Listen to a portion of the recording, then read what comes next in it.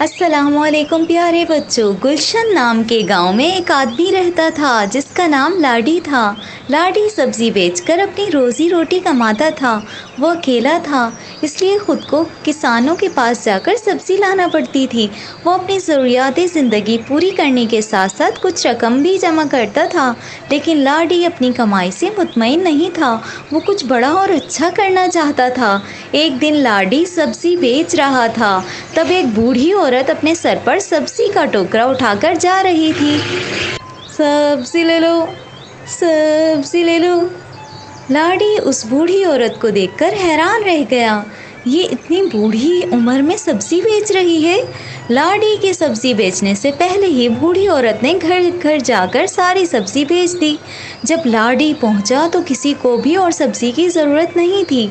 लाडी को ये सब बहुत बुरा लगा। उसने सोचा कि कल के रोज़ वो जल्दी आएगा और कुछ ना कुछ ज़रूर बेचेगा। अगले दिन भी वैसा ही हुआ। कुछ दिन गुजर गए।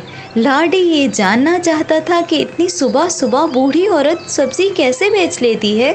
लाडी उस बूढ़ी औरत का पीछा करने लगा। बूढ़ी औरत को पता चल गया। फिर उसने वापस मुड़कर लाडी से पूछा, बेटा तुम मेरा पीछा क्यों कर रहे हो? आप क्या जानना चाहते हो, पूछो मुझे माफ़ कीजिए, लेकिन मैं इस बात से हैरान हूँ कि आप रोज़ाना इतनी सुबह सुबह सब्ज़ी कैसे बेच लेती हैं। कुछ दिनों से मेरी सब्ज़ी नहीं बिक रही। आप मुझे मालूम नहीं कि मैं क्या करूँ।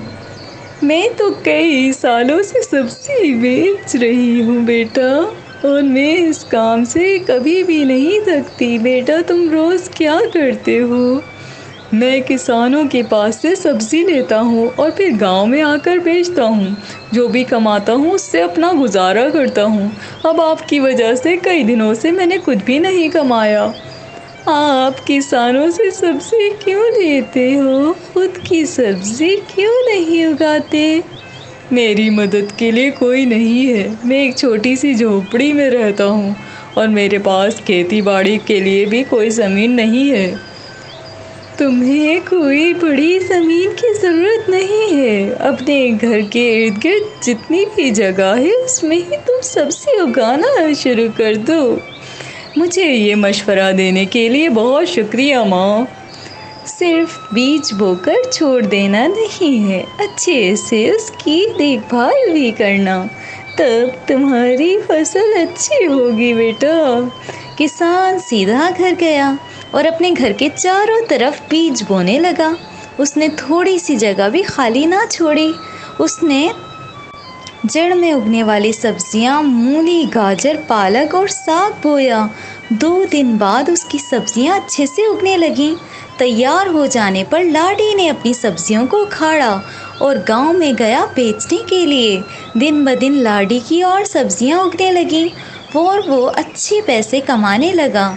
सारी बचत इकट्ठा करके उसने खेती करने के लिए अपने लिए ज़मीन का एक टुकड़ा ख़रीदा।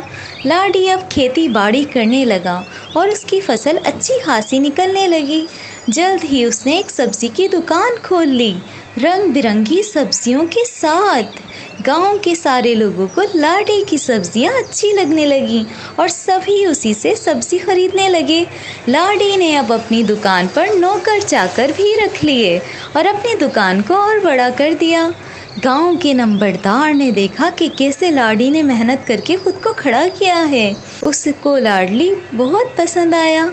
शादी करके अपनी बेटी का हाथ लाडी के हाथ में दे दिया। लाडी के पास अब अच्छा कारोबार, सुंदर फैमिली और कीमती घर था। देखा प्यारे बच्चों, किस तरह मेहनत करने से उसका जीवन हंसी खुशी गुजरने लगा। प्यारे बच्चों, इसीलिए कहते हैं कि मेहनत में अज़मत है और मेहनत कभी भी रायगा नहीं जाती। प्यारे बच्चों, अगर आप भी कुछ बनना चाहते हैं तो मेहनत करें।